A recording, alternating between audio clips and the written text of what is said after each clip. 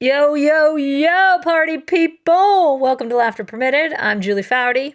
I'm Lynn Ozawi, and I'm going to jump in right away and say, get ready, Dope Village. We've got an episode for you. Our guest is Chelsea manager Emma Hayes. This conversation, Jules, makes me want to get on a plane and apply for a job at Chelsea ASAP. I know. She definitely has that effect. Emma Hayes has led the Chelsea women's soccer team for the last 10 years, and she's won 5 women's Super League titles. That's the English Women's Pro League, 4 FA Cup titles, 2 League Cups, and has also reached the Champions League final. For all her team's success, she was named FIFA World Coach of the Year. Yes, as in the best coach in the entire world in 2021. She's won multiple Manager of the Year awards for her titles in the Women's Super League, and most recently was awarded one of the highest honors of her country, OBE, Order of the British Empire, given to her by Prince William. We talked to Emma about how she's been so successful and also had a super interesting layer of detail as it relates to menstruation in female athletes and how they approach that at Chelsea, which, by the way, is light years ahead of so many and their approach to menstruation in athletes. And beyond just being an incredible coach, I love the way her mind works. I was lucky enough to get a lot of time with Emma this past summer as we covered the Women's European Championship together for ESPN. And as you will hear, I dearly miss our nightly fireside chats, which we all loved so much. So consider this one of our fireside chats. Get comfortable listening. It's Emma Hayes. Kick back, relax, and unwind. Let's have a good time, finding the joy in life. We're smiling so bright, talking and laughing combined. Feeling alright, get comfortable listening. It's laughter permitted. There's only one Emma Hayes. All together now, kids. There's only one Emma Hayes. There's only one Emma Hayes. And here I am, finally. Oh. One full hysterectomy later. You text me like that week. You're like, hey, any chance you can come on? I'm like, not really. I'm getting my cervix out this week. You're like, I'm lying in a hospital bed. Yeah. What? Yeah. Oh, how are you? I'm all right. Yeah, ready for a game tonight. So I'm actually at Stamford Bridge now. You can't see that, but yeah, I'm in the stadium now, so ready for the game tonight against Real Madrid. Congrats on making FA Cup final again. Thank you. Very excited for that. Be sold out at Wembley. Yeah, that's crazy. 6th time in 9 years, I see. Only the 6th time in 9 years.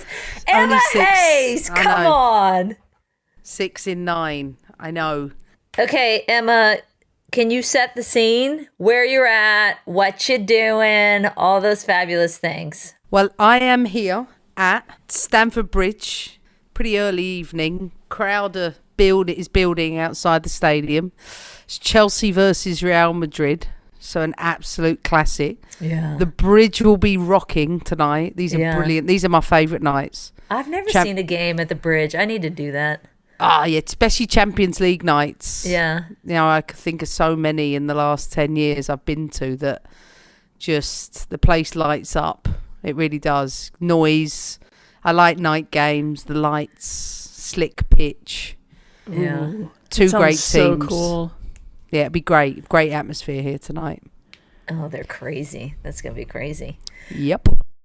Last summer when I was telling Lynn, my favorite part beyond actually England winning the Euros was that with our coverage with ESPN, we got to spend every single night by that fire, our fireside chats where we literally solve the world's problems.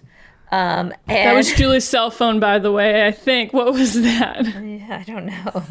An alarm. It's beeping for. Hold on, let me turn it off. Is it that time already? Time's up. It was so nice chatting with you, Emma. It's wine o'clock.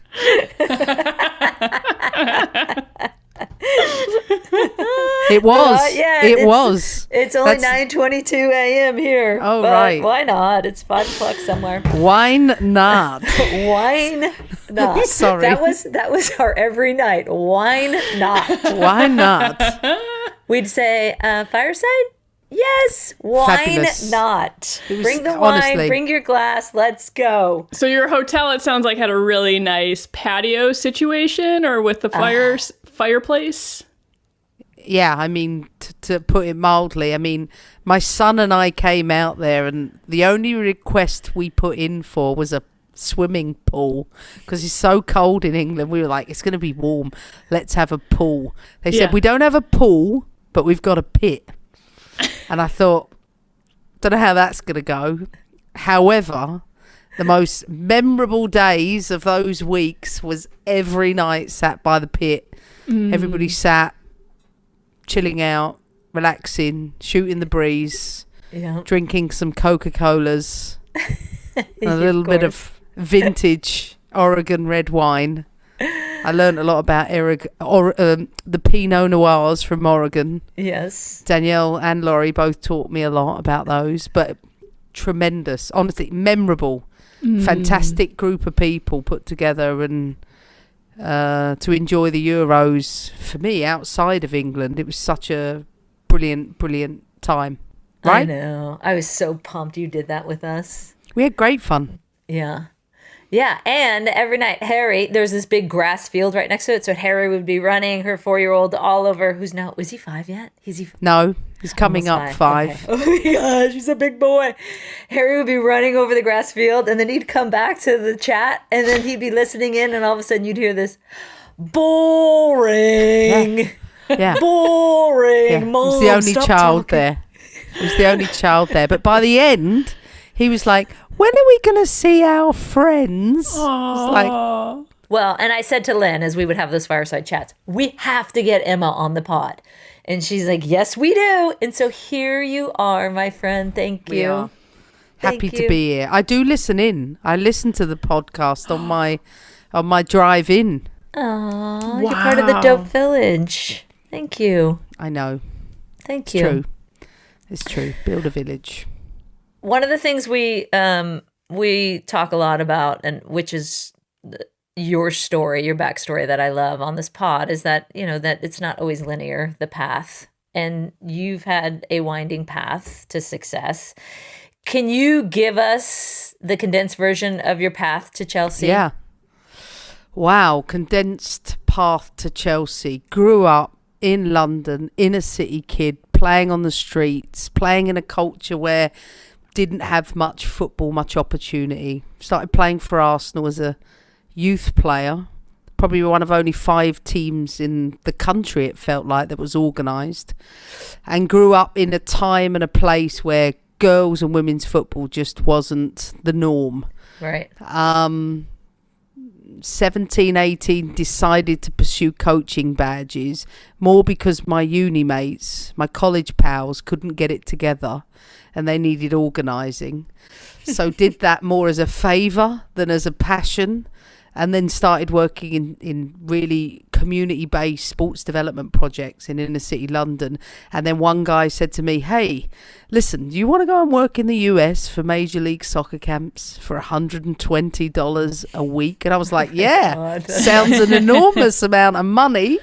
Why not? And then that's it. I took $1,000 and a backpack, and I moved to Long Island, New York, and my first job was in Stony Brook, driving up the LIE, working for the great Sue Ryan, who, I never forget the first time she stepped on the field in the middle of my session. I was like, don't ever step on the pitch while I'm in the middle of coaching. Wait until I'm done.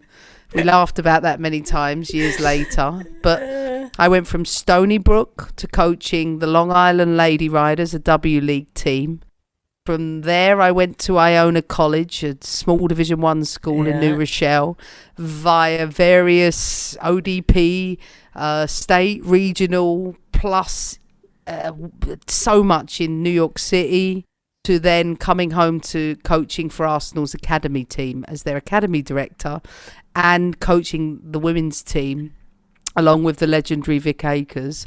And we won, it was called the Women's Cup then, the Champions League in 2006. And after 2 seasons, I was like, I didn't feel stimulated by it. And my phys ed, forgive my American, said to me, go see, it's my owner, Badad, waving at me, go see this Clairvoyant. I've been seeing her my whole life. And I said, oh, really? Like, really? It's really not me, that. She said, just do it once. And I had a 2-hour session with this woman in a little house in Finsbury Park, a stone throw away from Arsenal's Emirates Stadium. And I sat there and I said, listen, I've got a choice to make. I stay at Arsenal, stay as the manager there. I've got the opportunity to go and be the manager at St. Louis or the Chicago Red Stars. That's my choices. And she said to me, oh, don't go to Chicago. That will be an absolute nightmare. I said, what do you mean? She said, no, don't do that. I said, well, what about St. Louis? She said, well, you're a London kid. I don't think that will work for you. She said, I think you should do Chelsea. And I said, but I'm not here for Chelsea. I'm here to either remain at Arsenal. This is 2006 or 7 maybe. And I left the room, and she also told me that I was going to swim and bike a lot. And that's all I did in Chicago, which I think was quite ironic. And she was absolutely right. Chicago was a nightmare. So you went to Chicago? So I went to the Red Stars and built a team with Marsha McDermott, and brought my assistant Denise Reddy over from New York. And we put together a team that was unbelievable on paper, but it just never worked on the pitch. And I've said this many times, I learned what not to do as a result of that experience. Right. And built a side that looked good on paper, but in reality didn't. And then when I got fired, I went and helped Jim Gabara at Washington Freedom for 10 games to help them get into the playoffs, which we did. And that was an awesome experience, coaching Abby Wambach for 10 games. My goodness, that was incredible. And Sonia Bompasta, who ironically enough we just played the semi-final against. Oh, I forgot you coached her at the Spirit. I know. And then you're on the sideline. She's the Lyon coach. Lynn, that they just knocked out of Champions League. Boom! I should have congratulated you on that. I know, was pretty I did cool. give Lindsay Horan a big hug last week when I saw the U.S. team. I was like, oh, I'm sorry. Oh, I know. That was tough. It's always tough when you beat people, I guess. But, got to get on with it. You got to get on with it. Yeah, you're like, not that tough when you actually are on the winning side. And then I came home I remember I got a phone call from the Salons, who owned Western New York Flash, and asked me to build a roster from scratch. And then I put an entire team together for Joe Salon that won I think it was still called WPS in their first year. And the team that I built for them was all the players I should have signed when I was at Chicago. It was such a great, and listen, I say that in a really good way, because when I had the chance to pick Christine Sinclair for the second time, when I should have done it first time around, I was never going to make the same mistake twice. So, and then when we put the roster together, I remember getting a phone call saying, look, you got the chance to sign Marta to put the cherry on the cake if you want to do it. And I thought, well, why not? Let's try and put Marta on the roster. And I did. And then I sailed off into the sunset in London, and I decided I didn't want to be in football anymore. And I started working with my father in our currency business, built that up. And then in 2012, pretty much straight after the Olympic gold final, I remember sitting with my dad watching the game, and I was looking at the number of players for that tournament I'd coached, and my dad said, do you want to get back into it? I was like, not really. And then during the Mo Farah 5,000 metre race, I get a phone call. I'd had a couple of glasses of champagne. Those were the days when I had weekends off. Let's be clear about that. And it was the then chairman at Chelsea said, look, we've got a position. Do you want the job? I went, I'll take it. Oh, you didn't even hesitate. I didn't ask how much they were going to pay me. I didn't know how many out. I said, I'll meet you tomorrow morning. And the following morning, I went to Cobham. This must have been July, whenever that race was, the day after. And I met them at Cobham. They said, we'll pay you £6,000 and you got a budget of £60,000 for your entire squad. Oh my and I thought, what the hell? How am I going to be able to build a team with that? And I took the team over for the 5 remaining games of the season. And I then got to the end of the season. I thought, I can't do this. This is going to be an impossible build. And I had a couple of months reflecting on that, and then got the opportunity to meet the wonderful Bruce Buck, who was, our former chairman at the club, an American who I've lived and worked in America for 10 years. So working for someone like Bruce was really easy for me. And he said to me, Emma, I want to change the narrative. I want everybody in the pubs to talk about Chelsea women, not Arsenal women. I said, okay. 11 years on, here I am. Yeah. And a lot of titles. 11 years on. And you hadn't even been in the game. That's the most astonishing part of it all. Like, you had gotten away from the game and they came and sought you. Yeah, you'd left the game and they were like, nope. And your clairvoyant woman had told you to go to Chelsea. I've never, ever been back. I never went to see her again. Oh, you should. I'm terrified. I know, right? You know what I mean? You start getting to a point when you're like, if I go, she's going to start looking at lifelines. Yeah. I'd rather not know. Have you had a moment of, holy shit, she was right? She was right in so many ways with so many things. Weird. I've written it down and I've stuffed that paper away. In years to come, I'm sure Harry will find it, but I almost don't want to look at it. It was so much of what she said was weirdly played out the way she suggested. And Chelsea, she said to me, she was like, what she did say was, go to Chelsea, you're going to do unbelievable things there, and you're going to change the game. Whoa. And, I've been at Chelsea, not just the winning, but I've been blessed with a million honours as a result of just coaching a football team I love. Yeah. Brilliant. All with a cap of 60,000. Still. No, I'm kidding. I don't think. Can you I imagine? don't think so. Can you imagine if you tried to think build so. that? No. That but it was cap's a little definitely different. built. Yeah, but it never went from a small place to a big place all at once, just incrementally, year on year. And I used to say to the players, deliver a title and I'll ask for more.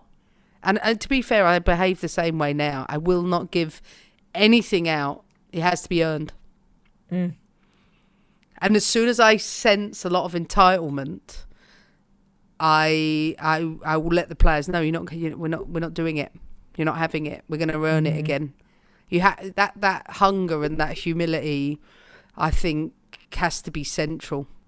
What would you attribute to why you've been so successful then at Chelsea, where you have changed the game? No secrets. There's never any secrets to making the top. It's just hard work.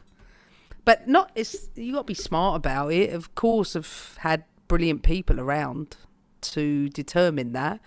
I've worked with one guy for the entire time and we still share the same office and we still make the biggest decisions together. So I think having that has really helped, having Paul Green with me, but bringing better people all of the time that are better at their jobs, that helps. Then you bring better players, then that makes it easier.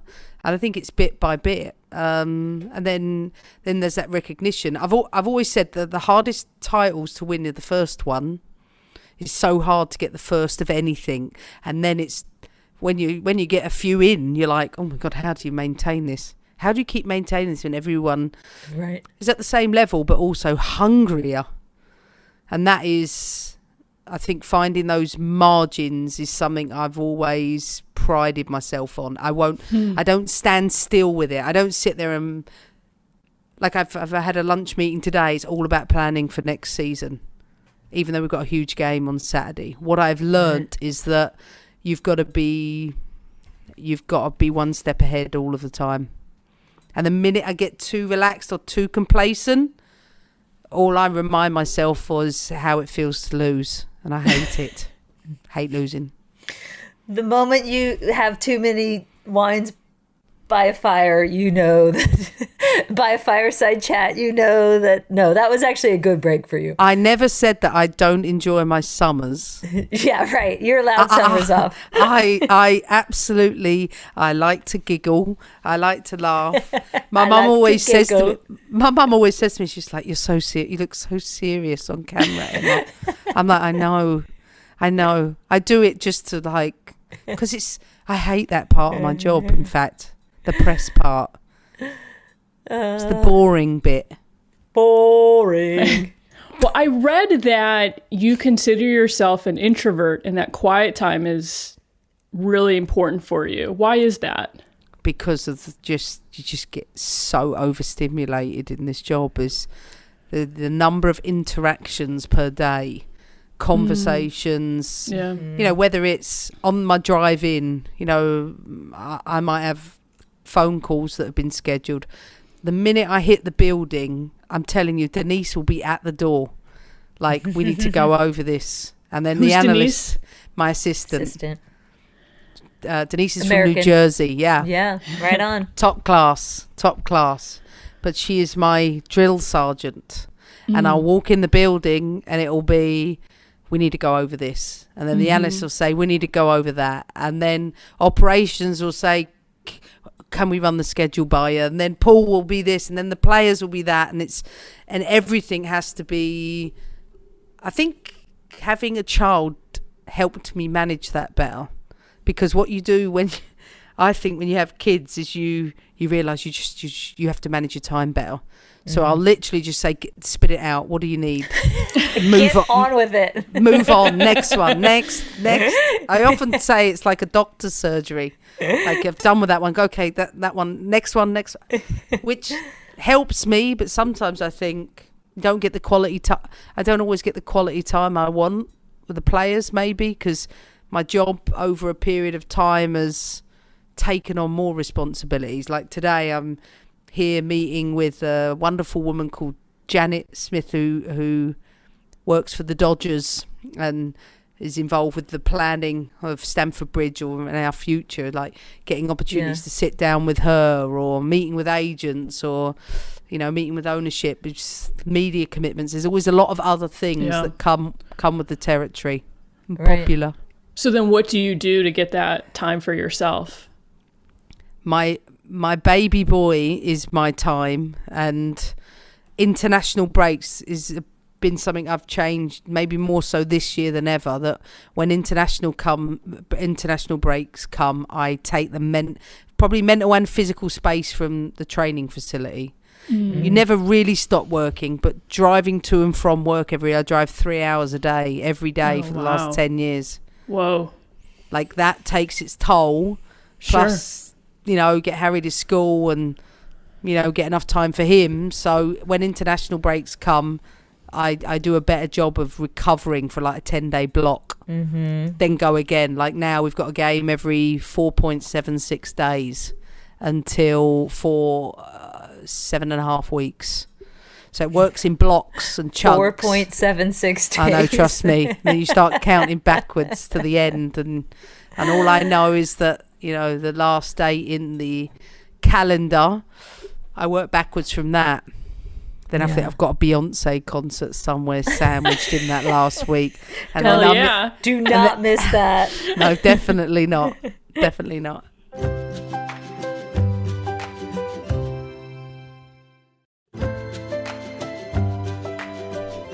one of the topics we talked a ton about alongside the fire pit was, which I was like, we have to go into this on the pod, was how you advocate for understanding of menstrual cycles with your players, and then how that affects how you train, and you have an app that goes with it. So if you could shed some light on that, because I think a lot of people talk now about menstrual cycles in athletics and how it affects women, but you don't see a lot then activating as you are on how it relates to training, which is fascinating to me. Yeah, that's because most people don't really know what to do with it. Right. And that's because we grew up, all of us, we've grown up in a world where we went to school, and for the most part we were taught either one of two things: you'll have a baby, and here's how you put a condom on. They were probably the two pieces of sex education we were taught. What we weren't taught was what happens from puberty to menopause, and everything in and around that. Not just that you have a period, but some might have abnormal periods. Then you might, yes, you can get pregnant as a woman, but there's various different ways to do that. Then there is ways that there's different things that happen in your perimenopause, etc., etc. So we, as women, have been denied fundamental, basic education about ourselves that's criminal. It's criminal. So my starting point has always been, okay, top athletes have to perform just like little girls do when they play at the weekend, and we have to live with something that happens once a month for the most part.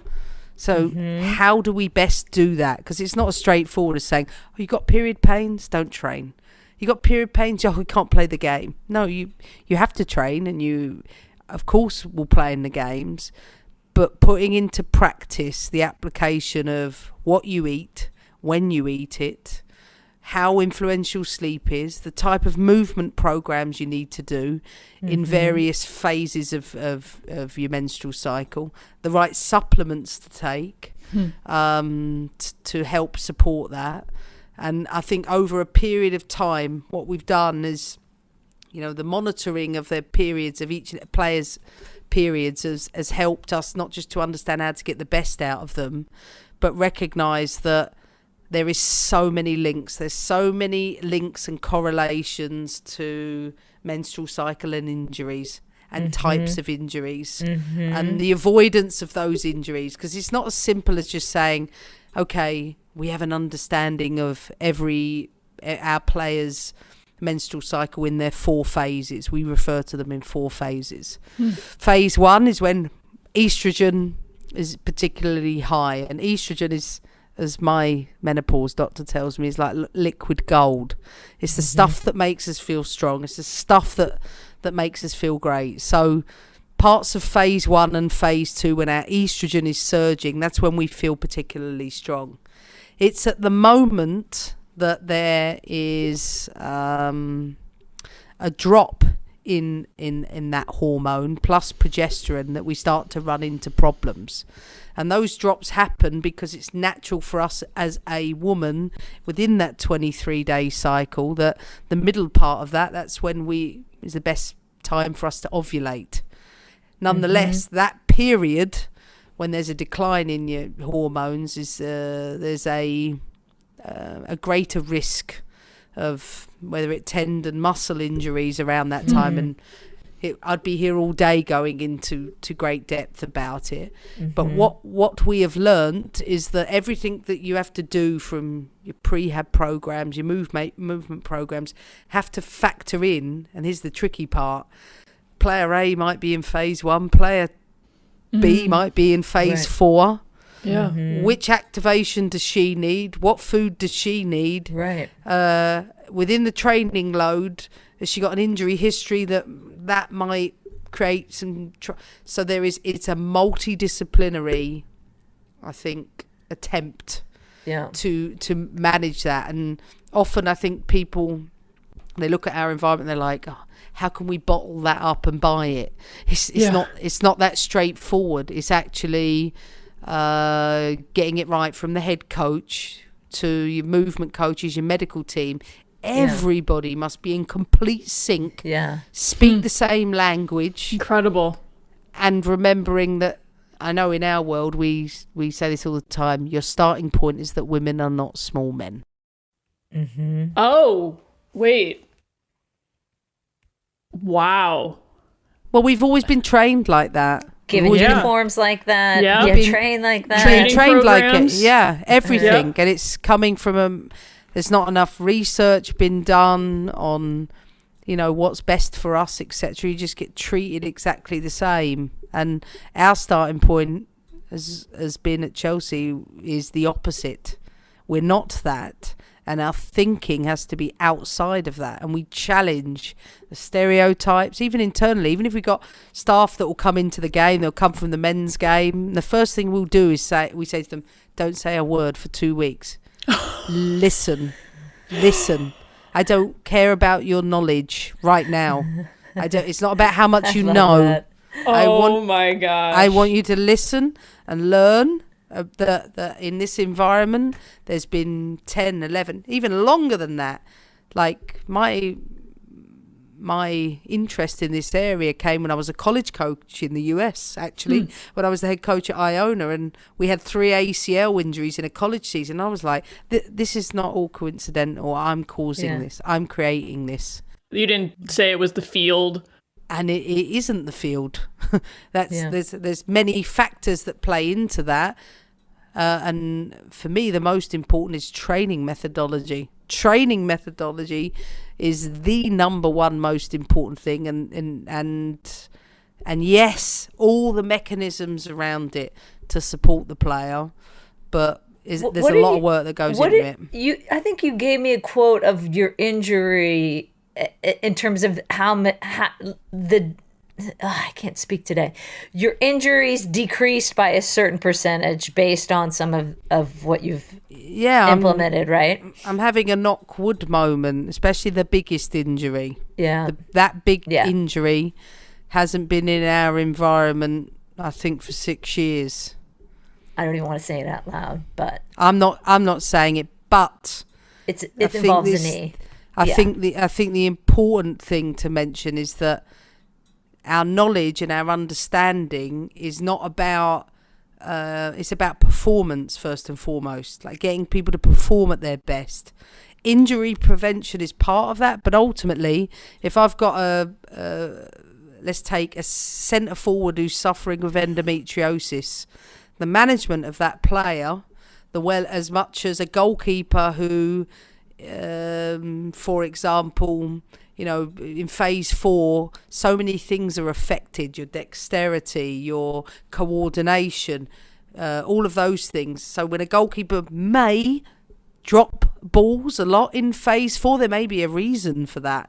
Jeez. My job is to make sure we prepare her brain, that the activations in her brain are ready so that she can train, knowing that as a result of all of the things that are happening as a result of the menstrual cycle, her brain is a little more fatigued or a little slower at getting messages to the muscles, etc. So, there's a lot of work we're doing, a lot of monitoring, a lot of our own internal research, and I'm sure once we've got enough quantitative and reliable data, we will start to produce that. But I can say that I can't imagine that anywhere else in the world is doing what we're doing at Chelsea. I know, that's the astonishing thing. I know. Is why aren't more people doing this? I mean, you've been doing this now for years. Do you know what helped me is working, especially in a club where, hey, you've got amazing medical teams and things like that. And then I was like, I know, but you're not even factoring in that rehabbing a woman from an ACL injury is different to rehabbing a male from an ACL injury. Why? We don't produce as much testosterone. We don't build muscle in the same way. So you have to factor that into how we do that. And of course it's going to take longer, and of course it might require some different things. Right. What would your recommendation be for someone like me, where this is so new to me, and yet all I want to do is gobble up information? What would you suggest? TikTok. Remember that when you were like, go watch it on TikTok? Yeah, I mean, I think TikTok can be amazing in teaching you different things in and around what matters most for a woman. Everything from your gut to your brain to your muscles. And I think the most important thing is question what you know. Start to challenge that internally. Start to ask yourself the questions. Why don't I know very much about being a woman? Why? Okay, if my starting point is I know very little, well, the good news is you're going to gain knowledge as a result of that. And I think remembering that you're not in the minority, you're in the majority. Most women don't know much about being a woman, physiologically I'm talking about. And I think that we deserve more worldwide. I love that you're using your voice to call on it as well. I've seen a lot of that lately where you have been calling on the British government and as you should to get on women's health issues, and there shouldn't be such a list for hysterectomies and female issues. And it's frightening. It's terrifying how much we have to suffer without people realizing that whether you've got an irregular period to, you know, issues that are pelvic related or struggles with fertility, like it's important. Like I've always said, if a male went through what we went through, there would be significantly more investment. Yeah, that's the truth. The world would be a different place if men had a period every month. I would love to see it. Though I think a couple of the boys I work with do anyway. Pheromones. Yeah, they do. They do. Okay. You know what? This is what I think is important about the males that I work with, and this is what I always say to them when they're going home. I'm like, this knowledge will help you be better husbands. You're going to go home instead of sort of going to your go-to, which is, oh, she's got a period, leave her alone, give her a bit of chocolate, or she's moaning. Do you know what I mean? No, actually, once you start to understand it a little bit more, you'll be able to help her. Yeah. You'll understand it's out of her control. Yeah. Well, thank you for all of this. And as much as the Clairvoyant was right that you were going to make an impact at Chelsea in football, it seems like this is just as impactful, if not more so. It's definitely something I'm passionate about. I think it's come from the place, like I said, of, oh my goodness, I don't know very much about being a woman. And I think it's important, and I got to use that platform to do that. I think it's fair to say. But we had some great fireside chats. I was going to say, this. I can see why we had those diagrams. We had diagrams out. We had TikToks out. We haven't even gone into menopause. Forget about it. We don't have time for that. You got a Champions League game to go watch. Okay, are you ready, Emma, for the most competitive part of this podcast? Oh, she's got her squeaky. Emma, ready. can you give us the sound of what you've got? This is amazing. It is a white and blue Chelsea squeaky toy. We're gonna have to order one of those. Incredible. If all fails. This is for you, Emma. I love it. Because that's My red brilliant. British phone booth. I love that. That grates on Lynn. She's like, can we get rid of the phone booth? I was like, no, Emma is on. I have to use my red British phone booth. No, I'm totally in favor of the red British phone booth for this episode. I think it might be retired, though, afterwards. I think it's... I'm looking forward to it. It's my money. It's the only money in my bank. All right. So the theme of today's game is Know Your Nelson Road. We're going Ted Lasso theme game today. Love it. Okay. So Wow. best of 5 questions wins. All multiple choice. Squeak in when you think you have the answer. I'm not up on season 3. Are you up on season 3? Okay, good. Wait, okay. Are we ready? I'm just testing it's working. Okay. No early squeakage. Premature Question squeakage. 1. What actor plays Roy Kent? Is it A, Brett Goldstein, B, Phil Dunster, or C, Brendan Hunt? Julie. Hey, Brett Goldstein. Correct. 1-0, baby. Didn't know. I didn't know. Jules, I might have you move just a little bit back from the mic. No. I'm right on this mic. Question 2. In the season 2 premiere, what renowned American journalist got a shout out? Is it A, Katie Couric, B, Emma? Katie Couric? That is incorrect. Oh, sorry, my turn. What are the other two multiple choice answers? So B, Robin Roberts, or C, Diane Sawyer. Julie. I'm not sure, but it's Diane Sawyer. Correct. Hey, 2-0 to Julie. Oh, I might be able to smoke Emma on this. The only thing she's ever lost in her life.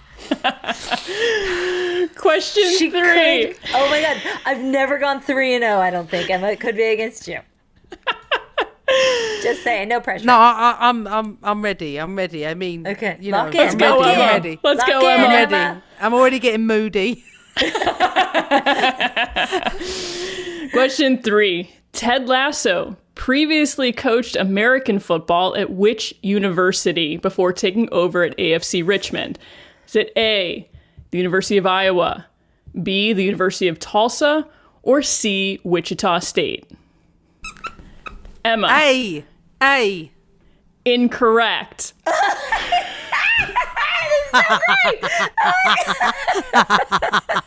This is usually what happens to Julie. This is what I do all the time. It's Tulsa, innit? Okay, I'm going B, Tulsa. Incorrect. Wichita State. Okay. 2-1. Oh, it's so great if I had smoked her. Damn it. You missed your shot. Easily influenced. Wichita State. Oh, man. Okay. Question 4. What is the name of Ted's alter ego? Is it A, Led Tasso, B... Hey, Led Tasso! Correct.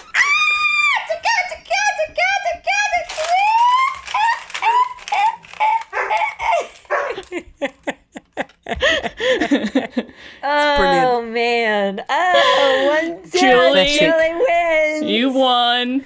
But hasn't Emma won definitely anything won else. when it came to the squeaky toy. Yeah, that was good. yeah, definitely. I mean, I think the third one was the only one I really knew. But, you know, the time it Tasso. took me to squeeze it, game over. Though I love the show. I do love Ted Lasso. I do too. A lot of those questions were deep cuts. Okay, most pressing questions. Emma Carol Hayes. What if I said to you at 20 years old, you would one day be Emma Carol Hayes OBE? Oh, as in awarded one of the highest awards of your country, Order of the British Empire. What would you have said to me? No way. You're having a laugh. You're having a laugh. Yeah, when I got an MBE, which was another. People used to ask me what it meant, and because we had the currency business, I used to say I'm a money business exchanger. That's what it stood for. Don't think the Queen liked that, but you know, suited me. But listen, never. I've never been more gobsmacked than when I received those official letters from the Prime Minister's Order of office. the British Empire. It's a bit sister. of a like. Yeah. Len, you know, she's met the Queen. That's Yes. who bestowed it on her. Yes, The order. Yes. And My- Prince William? Yes. Future King. That was pretty incredible. Memorable. All right, my most pressing then is, what are your thoughts on Prince Harry? Oh, I'm not going to beat up on him. I think he's had to grow up in the glare and the spotlight, and most importantly, lost his mum. Yeah. He's his most important person, and I can't imagine how difficult that must have been for him. So I'm not going to beat up on him. High, low, cheer is the last segment we do on the podcast, Emma. High of your career, low of your career, and the cheer is for someone you're grateful for that's helped you along the way. Low was Chicago. I felt like a real failure. I really struggled with that, but I know it was the best thing. The real high, I gotta say, just getting the Chelsea gig, because I can't pick one trophy over the other. Yeah. And I think grateful along the way. I recognise it more so than now, and it has to be mum and dad. Yeah. Has to be. The thing that I loved in doing more research on you before this pod is how much your dad also pushed you to go to America. You need to go outside of this country because women's soccer isn't where it needs to be in this country. Go to America, learn from them, and then make the game better here in England. He was so ahead of the curve for the women's game. I don't know. I would never be where I am if it wasn't for me. I never forget him calling me from a phone box, similar to the one you've shown, during the Olympic. Was it the Olympics in Georgia, in Athens? Yeah. And he called me. He was at those games, those big games, and he said, "Emma." Athens was the final. Yeah. He was at the final, and he said to me, "Emma, there are 100,000 people here watching a women's game. You need to move to this country." I was at university graduating. Yeah. He said, "You need to be in America. And you guys," I never had female role models, and I never had any as a child. The US women's national team, for me as a Londoner, in 1999 was like, oh my goodness, this is incredible. My dad switched me onto that. It wasn't maybe as obvious then, and from then I've always been a fan. Always been a fan of the US women's national team as an outsider. Always. Yay for mom and dad. You know, I know I said this to you before. You get the credit inside your own country for generations of girls across the country, but there's also Emma Hayes that have been able to make a mark for herself as a result of what you guys did. So I'm grateful. Thank you. But that was why watching and covering the Women's Euros this past summer with you and seeing their 99 moment happen in real time in Wembley, calling that game. You were pitch side for us for ESPN. I was up with Ian Dark in the booth, and that was so cool to see your reaction to all of that as well.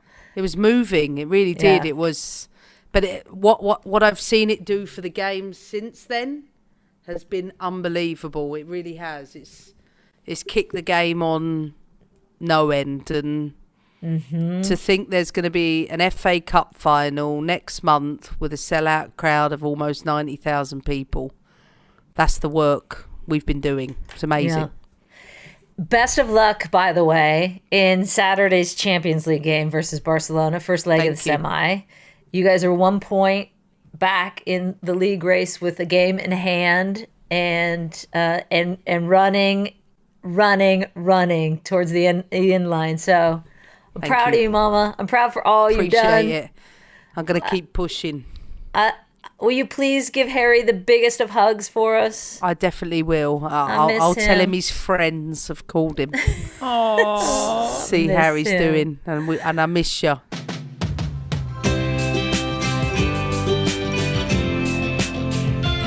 Love me some Emma Hayes. I love me some Emma Hayes.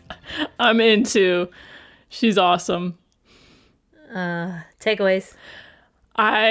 Speaking of love, I love how Emma said that as a woman, I need to learn about being a woman. And I thought how in the last several years, I've undergone somewhat of a personal revolution when it comes to things like sleep, what I eat. I'm into gut health, a lot of self-growth and alignment in my life. But until this conversation with Emma, I hadn't even considered what a month is like for me and the impact my menstrual cycle has on my life. So one, I hope Emma and her team do come out with their findings. And two, in the meantime, I seriously just found a next frontier to pursue. And it's even getting me thinking that we need to do a series on this, Jules. Yeah. Agree. Like, why do we still live in a day and age where we're ashamed to talk about it or afraid to talk about it or carry our tampon in public or whatever it is? It's like, really? Oh my gosh. Yeah. So, yeah. And I'm still amazed that people haven't latched on to what they're doing at Chelsea. I mean, she said it's club wide, and I understand it's not just a quick fix the way they're approaching this. Like, it's at every level they're addressing it. But when you read anything about the experience these players have had playing under her, with the attention to detail that they are giving to menstruation cycles and phases and the different four different phases and the decrease in injury and injury prevention, it's like, why aren't more people doing this? So that's one of my takeaways, is I hope that we're helping spread the good word that more people need to understand this and really dig into it, because I do think it will help a lot of female athletes. And I just think Emma is this fantastic reminder that success looks more like a jungle gym than a straight arrow. And she got let go from the Chicago Red Stars when she was talking about her path to Chelsea. She almost stepped away from the game. Actually, she did step away from the game, went to work for her dad's business, and now she's got 10 seasons and tons of success at Chelsea. And I really think she is just getting going. There is so much ahead for Emma and her beautiful brain. So, yay. Yeah. That was fun. That was so fun. I was in the middle of her preparing for a Champions League semifinal against Barcelona. I'm like, hey, you want to jump on the podcast? Yeah, sure. What do you need? She's a great teammate. Anything you need, like in the broadcast, when we were broadcasting together, I got notes on that. What do you need? I got this. What do you need? I got that. I was like, you're a great teammate. Great teammate. Questions permitted, Lynn. What do we got? Is it a takeover again? It's a takeover from a listener. Okay, good. This comes from @CoachAllison214. Is there someone you've wanted to have on the podcast that you haven't been able to book? Oh, God. Thank you, Allison214. Where do you want to begin, Allison214? I feel like this might turn into a therapy session for you, Julie, because there have been some pursuits. There have been some pursuits. My number one pursuit was always RBG. And we didn't get the great Ruth Bader Ginsburg. However, my new pursuit, actually, it's not really a pursuit. I really should work harder at it.